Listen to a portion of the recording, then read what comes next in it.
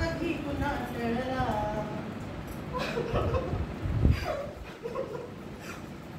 मालकीनबाई, आमच्या मालकीनबाई गेल्या.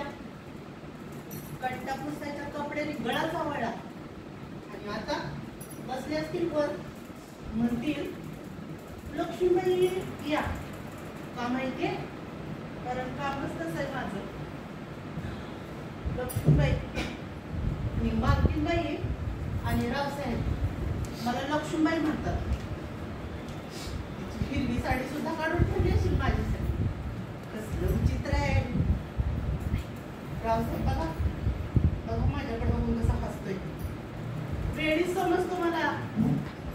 रावसाहेबांना असं वाटतं की त्यांच्या आवडीनिवडी आणि आम्हा कामवाल्या बायकांच्या आवडीनिवडी वेगळ्या असाव्यात. आता असं कसं सांगणार? मालकीनबाई, माझ्यासाठी दुःख वाटून घेऊ नका. मी बी मालकिनीच्या स्टेटसची आहे. ते साड्यांचं म्हणताय. मालकीनबाईंनी त्या साड्या खरं त्यांच्याकडेच ठेवायला पाहिजे होत्या. मला आणि माझ्या बहिणीला आहेत की आमच्या आमच्या.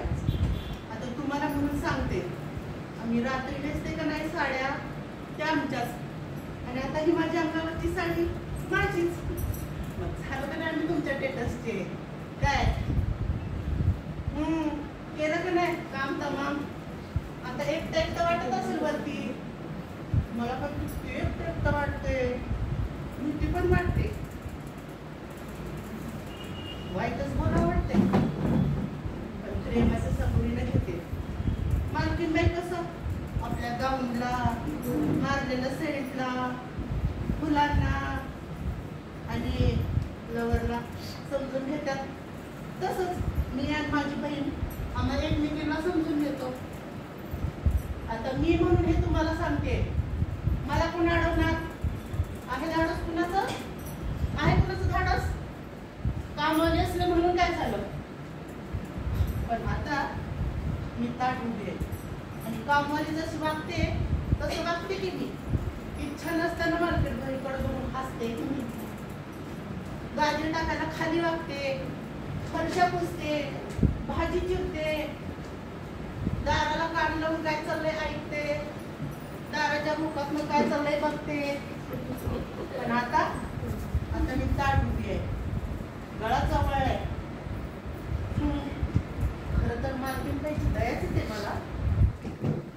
तुमच्या गोऱ्या रंगाची, काठीची, छोट्या छोट्या कानांची, छोट्या छोट्या मानगटांची दिवस येते. तुम्हाला म्हणून सांगते, मालकीनबाई आमच्याकडे बघून फिरी फिरी हसायच्या. मासिकातले चित्र बघायच्या आणि आमच्याकडे बघून हसायच्या. आमच्या भारतीला मालकीनबाई खूप आवडायच्या. ती भारती आमची मालकीनबाईंना म्हणायची, मालकीनबाई तुम्ही त्या पार्टीत घातलेली साडी किती छान होती. आता आठवत असेल मालकीनबाईंना? एकटं वाटत असेल. इन्स्पेक्टर साहेब, मी मालकीनबाईच्या खुनांविषयी तुम्हाला काहीही बोलणार नाही. एक शब्दही सांगणार नाही. आम्ही आमचं काम चोख केलंय. मालक लोकांनी आमच्या सावलीत तरी बघायला पाहिजे होतं, पण नाही. आणि निवळ अंधारात ती बघा बघा कशी चाललीये हिरव्या साडी. पश्चातापाने घोर पडते. भर दुपार तरी हातात मोठी बॅटरी आणि तिच्या सोबत पोलीस चाललाय. हे काय तिच्या जवळून अशी देणारा पण चाललाय. आणि तो काय गोड गोड बोलत नाही माझ्यासारखं तिच्या कानात. भारती भारती सोड बघू माझ्या कमरेचा हात. दूर हो. माझ्या जवळ फाशी देणारा आलाय. समजवतोय मला. बघा बघा पहिल्यांदाच तो स्वतःच्या पोशाखात खाटीक दिसतोय. त्याच्या मागोमाग सगळे हॉटेलातील नोकर, कामवाल्या बाया, गृहिणी आणि केंद्रावरचे प्रतिनिधी देखील दिसत आहेत तिथं स्वतःतले. सगळ्यांच्या हातात झेंडे पताका, डोक्यावरती मुकुट, रामनामाचा जप करतात सगळे. आणि तिथं भटकेपणा नाही. सगळं सुंदर आहे. भारती भारती हो हो बाजूला. फाशी देणारा माझ्या जवळ आलाय. मला समजावतोय.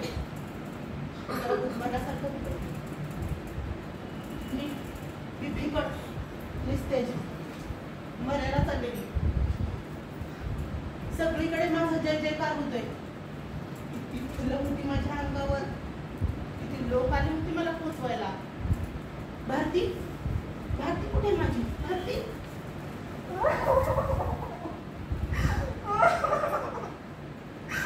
मालकीनबाई, आता काही उपयोग नाही, काही उपयोग नाही.